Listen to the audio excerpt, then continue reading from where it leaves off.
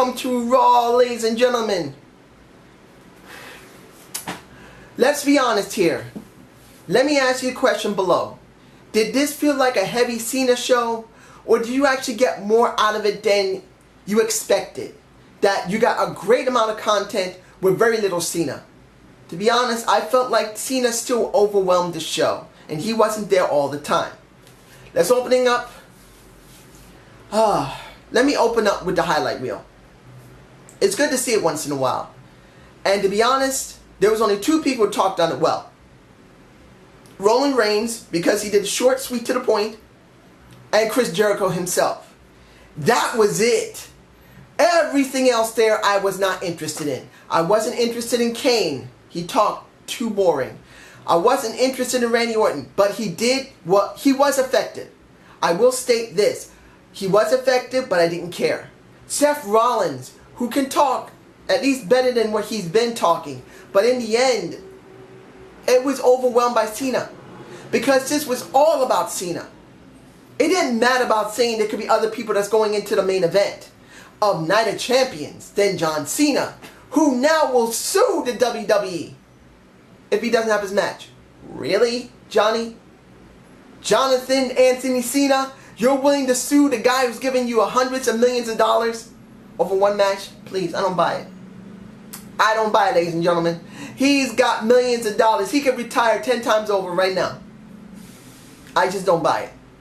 So when it came to the match, did I feel like this was going to be an interesting match? No, this was going to be a Cena match. So when it came to the 6-man tag that was announced in that segment of Roman Reigns, Jericho, and Cena versus Corporate Kane, which I wish he'd go away and become a manager, Seth, as well as Randy Orton. I felt that Randy Orton was able to tell a better story than Kane easily. I felt that Roman Reigns and Chris Jericho did the most amount of work in this match. Of course, Seth did some work as well, but I felt Roman and Chris Jericho did the most. But in the end, at the end, and always at the end, John Cena kicks ass and hands it over to Roman Reigns to clean up. That's what happened. John Cena tags in Roman Reigns to clean up Kane. He didn't bother to deal with Kane himself. So he walks over to Triple H and says, I want my match at Night of Champions. He didn't say, I'll sue you if I don't get it. He didn't need to. I really didn't care about the match. Was it effective for the casual fan? To a point, yes. They're going to see that Cena was able to take care of business very easily and just hand it off to somebody else. An up-and-comer like a Roman Reigns.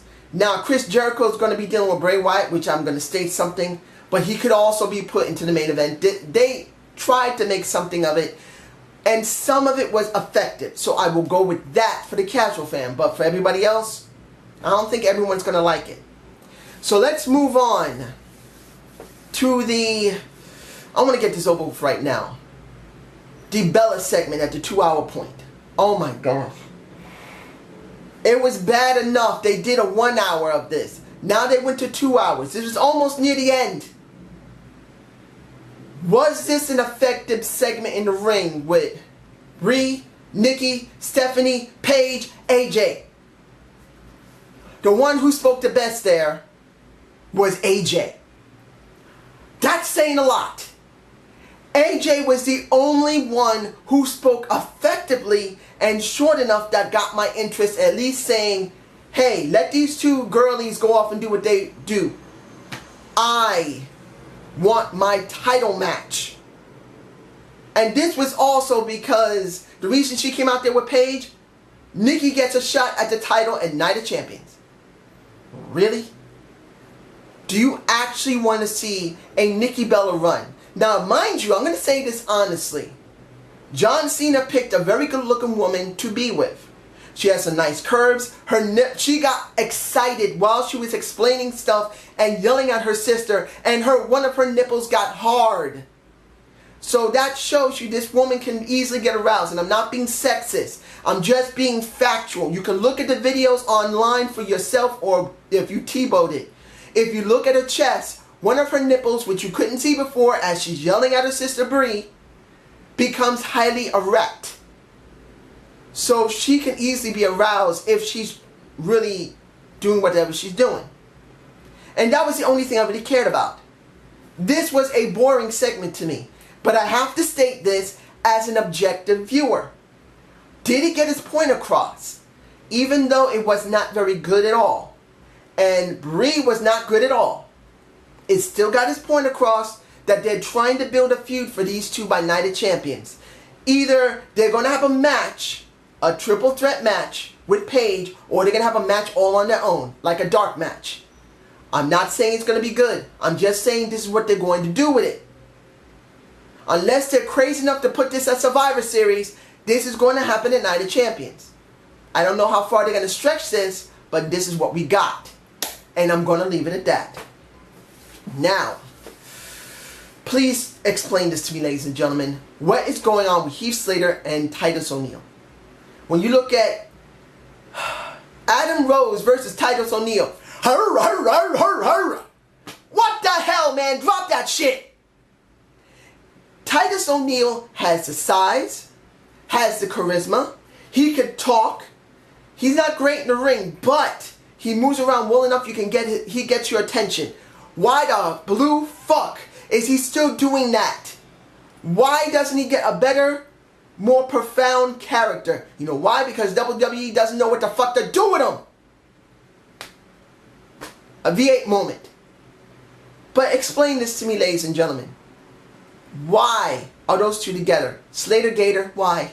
It's not a great concept. And then the ass kicking from the bunny on Slater. I gotta admit that was funny as shit. I didn't expect them to do that. But then it upsets me because then you see what?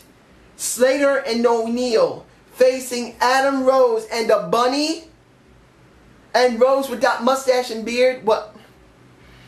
Are you seriously going to go in this route, WWE? Are you actually going to go somewhere with this? Are you going to do this on a SmackDown? Are you going to do this on a Tuesday night main event?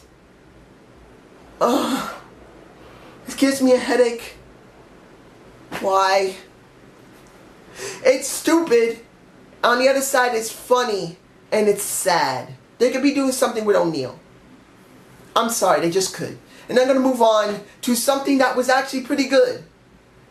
You got The Miz and Sheamus versus... Whoa, no. You know why I'm getting confused? Because you got The Miz and Cesaro versus... Gotta breathe. Dolph Ziggler and... I gotta breathe again. Because it's upsetting to see this. Sheamus. And essentially, you got Damien Sandow as his stunt double with a woman who's his makeup artist. The reason I was botching so badly is because I don't want to see Sheamus versus Cesaro for the title. I don't. Dolph Ziggler versus The Miz is still an interesting feud. I have no problem with it. But The Miz should be the champ and Dolph should be still chasing him. The thing that was the most stupidest and, well, not stupid, it was actually so crazy, is to see Damien Sandow, who actually has ability in the ring, who actually is entertaining, having to be a fucking stunt double for The Miz. And in the end, Miz wins the match. But I gotta say this, I'm thinking this might be possible. The reason they're doing this to Damien to bring him down so low, they may be actually considering turning him face. I don't think it's going to work because Damien has such a great charisma as a heel. He does. But if they turn him face, I don't know if he can pull it off. This might be a catalyst for him. That's the reason why they teamed him up with The Miz. Like they did with A-Rye. Alex Riley, baby! That man was a beast when he broke away from The Miz. And then he dropped his ass. So they may think, well, we did this with Alex Riley. Why don't we try this with Damien? Make him his servant, his backup man, and then turn on The Miz. This might be happening. I don't know, but it might. So let's move on to Swagger versus Curtis Axel. I really didn't care about Curtis Axel, but I did care about what happened after the match. And Jack Swagger with Zane is back, baby. He had to deal with a Bo panel. This was actually pretty good. Bo's American panel, seeing 3 people who were affected by Jack Swagger, which I actually thought was well done. It was dumb, but it was well done that we actually care. I enjoyed seeing this. I enjoyed that still pushing Bo Dallas, who should have a winning streak. Why not have 2 winning streak? You see I'm getting angry about this. Because Rusev may have a winning streak. Why not Bo Dallas have a winning streak? Why not have them both have a winning streak and doing 2 damn different feuds, and it's alright if they got 2. It can happen. Why not? But in the end, I'm actually interested in seeing what's going to happen with Bo Dallas and Jack Swagger. I really want to see this. And this leads me into what Jack Swagger had to deal with on SmackDown last week that I missed, unfortunately. Rusev versus Zack Ryder. Rusev beats the shit out of Zack Ryder. And I know you're saying, wait a minute, what about Mark Henry's in his match? I'm going to do that last because I want to talk about Mark Henry last. But in the end, Mark Henry comes out right after the match was over and Lana was talking with those luscious lips and nice legs and scared the shit out of them to make them run to the back. But before they go, he spoke. And I gotta say this, he spoke the best throughout the entire night. He was the best talker. He was. And he said it very clearly. I can't wait to get my hands on you, but I'm scared what I'm gonna do when I do it. Understand this. I have just opened up an international wing in the Hall of Pain, and you are the first inductee. The way he spoke was good, wonderful. This is what we miss in wrestling. Someone who's a monster, who's a patriot, and who not only can go decently well in the ring, he's well versed in how to work in the ring, but he also knows how to talk. This is why the WWE is in trouble, because people like Mark Henry are buried most of the time and given the most stupidest thing like a fucking silverback instead of having something very good, and we got that. This is good. I hope they continue it. Now, the Paul Heyman segment. I'm going to make it short because I really didn't care about it because it includes Johnny Cena. Johnny Anthony Cena. Sorry. It was effective. The casual viewers will understand it. Maybe some of the marks will understand it. To me personally, I didn't care. And I understand a lot of people are happy that John Cena isn't champion as Brock Lesnar, but where's Brock? It's just Paulie. I'm just saying, if you don't get it yet, he's not there. He did what he needed to do. When it was time for him to show up, then he's gone and we don't see him until Night of Champions. Now, I'm sure a lot of people are going to say, well, that's good. No, it's not. When he hasn't been seen almost for months upon months upon months upon months. He needs exposure, but he ain't going to do it because of his contract. So there. Done. Now, sorry about that. Battery died again. Okay, we only got about 3 things left to talk about. One is Goldust versus Jimmy Uso. I gotta say this about their feud now. It's actually become interesting now. The Usos lost last week, but won because of the countout. And I believe that they had a match on SmackDown, but I'm not exactly sure, or an attack. But now we get Jimmy versus Goldust. And the opening, Goldust tried to apologize, and the Usos kicked their ass. And in the end, what do we get? We get a distraction from outside when Jay's leg, which is still messed up, gets taken up by Stardust. That's AJ Styles shit. Get ready to fly. I gotta say it, baby. I'm sorry. I like AJ. I may do a debate a week on that about AJ Styles one day. But the thing is, after the match was over and Goldust wins, they proceed to destroy the knee of Jey Uso. Now, what does this mean? Does this mean the reign for the Usos is over? I don't think so. But it feels like they're trying to make this really hard for the Usos because, let's be honest here, the Usos have gotten the shaft for almost 5 or 6 years. Roughly. They've worked their asses off to get where they are right now. Yes, they're generic faces now. Even though the people still like them, they're generic faces. And I'm very happy about that. The Usos deserve it. But now they've become very generic. And they're going to keep winning for quite a while before they finally lose those titles.